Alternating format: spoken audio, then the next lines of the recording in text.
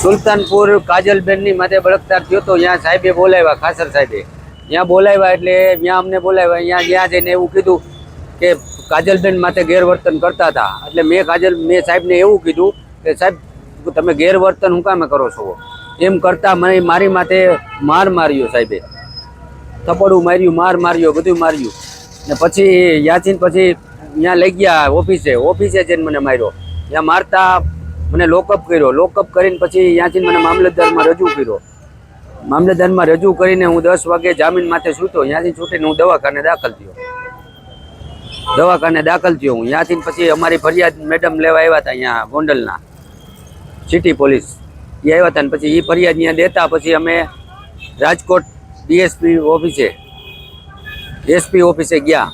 ત્યાં જઈને અમે પાછી અરજી આપી. ત્યાંથી પછી અહીંયા સાપર એ સાહેબે તપાસ આપી. એટલે સાપર અહીંયા અમે નિવેદન દેવા આવ્યા પોલીસ સ્ટેશને.